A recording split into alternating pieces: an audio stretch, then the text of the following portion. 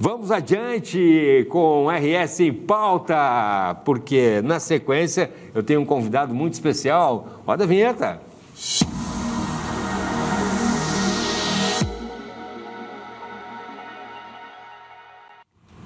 Meu querido José Otávio Crespo, seja muito bem-vindo novamente ao RS em pauta. Obrigado, Cláudio. Como é que está? Tudo bem? Tudo tranquilo, cheio de perguntas sobre direito do trabalho aqui para o José Otávio Crespo, né? O pessoal, quando eu falei que a gente já sabia a notícia da volta do Crespo no início da semana aí, e o pessoal, mas para aí então que a gente vai começar a voltar a mandar as perguntas ali sobre as dúvidas, né, no mercado de trabalho. Seja muito bem-vindo mais uma vez e a gente já começa, doutor José Otávio Crespo, fazendo uma pergunta aí da Vanessa aqui de Porto Alegre. Ela pergunta o seguinte: trabalho há 4 anos em uma farmácia, faço testes de Covid, exames de glicose e também aplico injetáveis, no mínimo umas 6 vezes por dia. Doutor José Otávio, ela pergunta o seguinte: tenho direito à insalubridade? Minha gerente diz que não. Ela alega que eu não trabalho no ambiente hospitalar e uso os EPIs, né, os equipamentos ali de segurança individual completos. E agora, se ela trabalha numa farmácia, não trabalha no hospital, tem diferença, doutor José Otávio? Tem diferença, mas a informação está errada, né? Pela narrativa da telespectadora, o que ela diz? Que ela fica exposta a agentes biológicos, né? Porque ela faz testes de Covid, injetáveis, ou seja, sangue, secreções e pacientes com doenças infectocontagiosas, que é a Covid, né? Então, ela tem contato com agentes insalubres, que é os agentes biológicos, né? O fato dela estar num ambiente hospitalar ou não vai alterar a questão da insalubridade. Por quê? O que regula a insalubridade, assim como também a periculosidade? Não é o que nós pensamos que é insalubre ou que é periculoso, é o que está na legislação. A questão da insalubridade estão nas NRs, né? O que a NR fala sobre agentes biológicos, né? Então, todo trabalhador exposto a agentes biológicos, pacientes com doenças infectocontagiosas, em local de isolamento, que aí seriam os hospitais, aí teria direito a 40% de insalubridade. Mas a própria NR também fala em trabalhadores que trabalham em estabelecimentos de saúde, postos de vacinação, onde se enquadrariam as farmácias. Então, se esse trabalhador tem contato com agentes biológicos, ou seja, nas atividades corriqueiras dela, como ela narra, aplicação de injetáveis, testes de Covid, ela tem direito a receber o adicional de insalubridade, que no caso é 20%. Por que não é 40%? Porque a NR assim fala que é 20%. Por quê? Porque a ANR diz que só seria 40% a questão dos pacientes em isolamento. Isso é toda uma discussão que eu nem vou entrar agora aqui. Sim. Porque aí tem a questão dos enfermeiros, a questão que nós já tratamos aqui. Que são mais profundas. Exatamente. Mas como regra, ela teria direito a receber adicional de insalubridade de 20%. Outra coisa que nós já falamos aqui. Agentes biológicos, não existem EPIs que desobriguem ao pagamento. Por mais que o empregador forneça, e tem a obrigação de fornecer todos os EPIs, sim, isso não vai desobrigar ao pagamento do adicional de 20% nesse caso de insalubridade. São coisas separadas. Que é diferente, por exemplo, o trabalhador exposto ao ruído. Se ele usar um abafador ou os protetores auriculares, isso desobriga o empregador a pagar o adicional de insalubridade. Eu não sabia disso. Exatamente, mas como os agentes biológicos são extremamente nocivos, então não existem EPIs que desobriguem ao pagamento. Então, todo trabalhador exposto a agentes biológicos, independente de ter todos os EPIs ou não, terá que receber o adicional, ou se for em pacientes com isolamento 40%, ou nesse caso, não é isolamento, né, mas paciente com doença infectocontagiosa, sangue, secreções, será 20%. No caso, a trabalhadora de farmácia tem direito a receber a insalubridade de 20%, que é o grau médio. Tá aí, então, Vanessa, e você que trabalha aí nesse tipo de atividade em farmácias, não em hospitais, né, mas em farmácias, está respondido aí pelo doutor Crespo.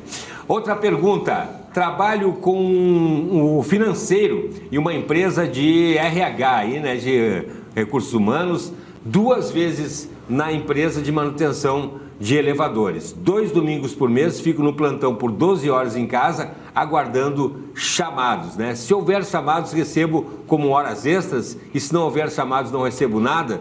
Isso é correto, a pessoa fazer o plantão de casa, né? Tá. Isso acontece? Não, está tudo errado aí. O que acontece?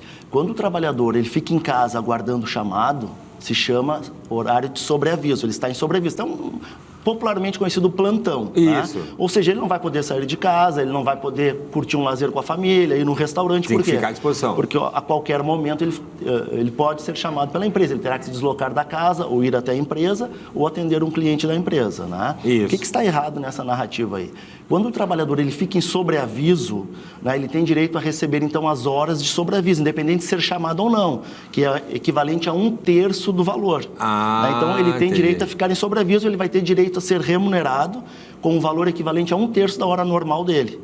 Certo? Ele não é? E quando ele... Mesmo sem ser chamado. Exatamente, exatamente, ele está ali em plantão, em sobreaviso.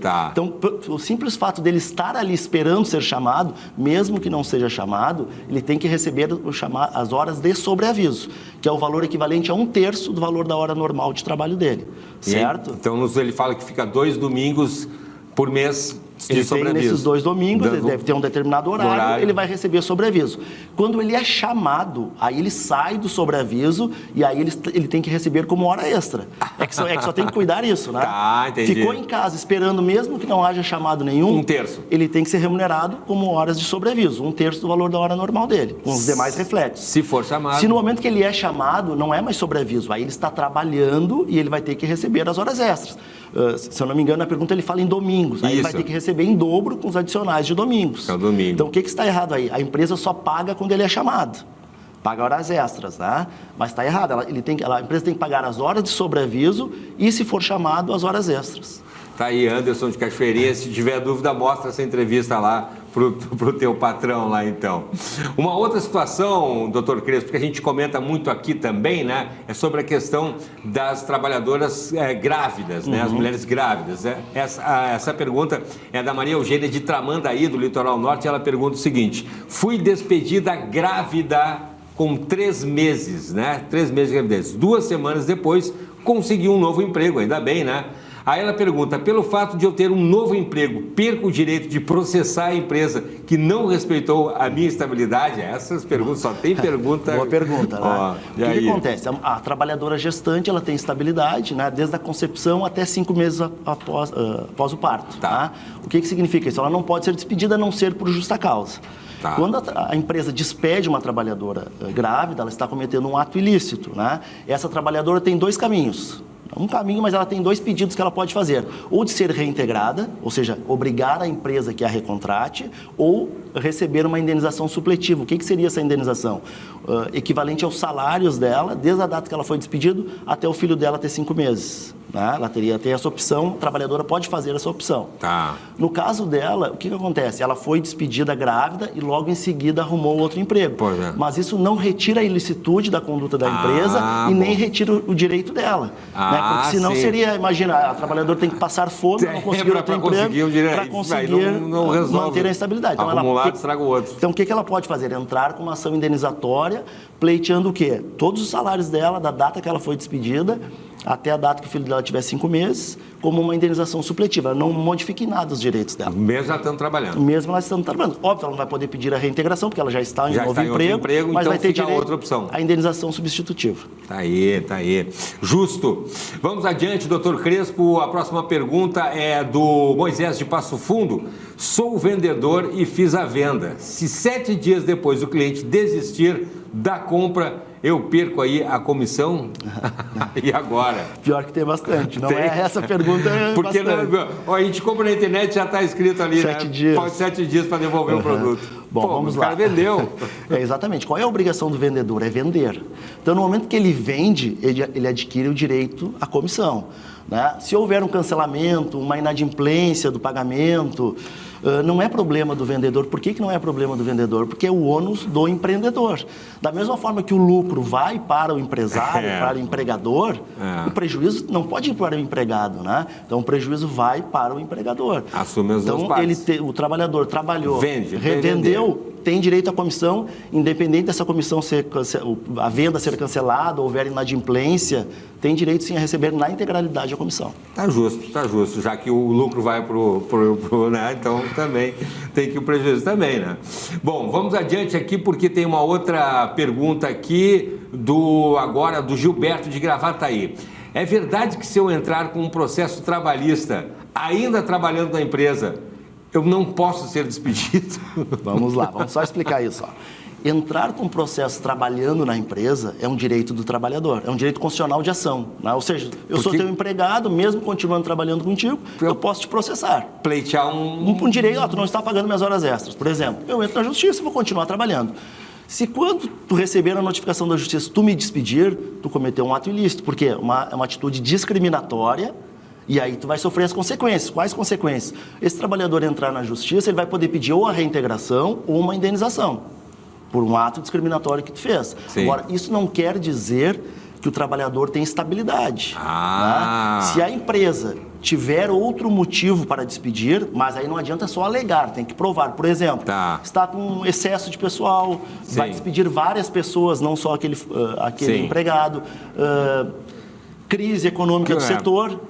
Essa empresa... Enchente, essa empresa pode despedir. Né? Mas aí, num processo judicial, o que a empresa vai ter que provar? Olha, eu não te despedi por causa do processo. Entendi. Vai ter que provar. Eu te despedi por elementos econômicos, fáticos, alguma coisa nesse sentido. Agora, se a empresa não provar isso, realmente a empresa vai ter um sério problema. Porque aí nós estamos falando de uma indenização dobro do salário, ou uma indenização por danos morais, ou até uma reintegração. Tá? Então, assim, o trabalhador não adquire estabilidade. Mas o simples fato dele exercer um direito constitucional, que é o direito de ação, ele não pode ser despedido por vingança do empregador dele. Tu entrou com um processo, vou te despedir. Aí é uma atitude discriminatória e esse empregado vai receber uma indenização bem volumosa na Justiça do Trabalho. Maravilha. Só para a gente encerrar, doutor Crespo, então, a última pergunta aqui do Eduardo de Osório, a gente já falou sobre isso também. Sou motoboy, sofri acidente de trabalho e perdi parte do braço. Estava com a minha carteira nacional de habilitação suspensa e não poderia estar trabalhando de moto. Em razão disso, eu perco os meus direitos de ser indenizado pelo acidente de trabalho? Posso buscar uma indenização contra a minha empresa? Bom, vamos lá. Motoboy é uma atividade de risco acima da média. Ou seja, o trabalhador que exerce essa função está sempre sofrendo um risco acima da média dos demais empregados. Então, é a chamada responsabilidade objetiva. O que significa isso? Independente de se analisar culpa, a responsabilidade vai ser sempre do empregador, porque ele está exercendo uma atividade de risco acima da média. Outra situação, o fato dele não ter carteira de motorista ou estar com a carteira suspensa não quer dizer que ele foi o culpado pelo acidente. Então, o fato de estar com carteira ou sem carteira não vai mudar os direitos dele. Né?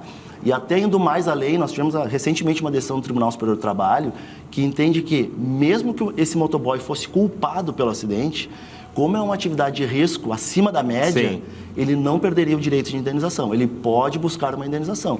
E nesse caso aí teve uma consequência grave desse acidente. O que ele teria direito? A receber um dano moral, a receber um dano estético, porque ele perdeu parte do membro, a receber um pensionamento. O que é o pensionamento? Exigir que a empresa pague um pensionamento até ao fim da vida dele, ou pague tudo de uma vez só, fazendo uma estimativa do tempo de vida pelo IBGE, e também o lucro cessante, que eu sempre falo, o que é o lucro cessante? Quando o trabalhador vai para o INSS e sofre um acidente de trabalho, ele deixa de receber o salário da empresa por culpa da empresa, porque ele sofreu um acidente de trabalho. Então, ele tem direito de acumular o benefício do INSS e o salário da empresa. Aí, então, vá atrás dos seus direitos. Doutor José Otávio Crespo, mais uma vez, seja muito bem-vindo, obrigado pelo retorno, né? Mais informações, Instagram, Crespo Advogados. Crespo Advogados. Valeu, obrigado, doutor José Otávio. Sempre um prazer, Cláudio. Valeu, obrigado. Roda a vinheta.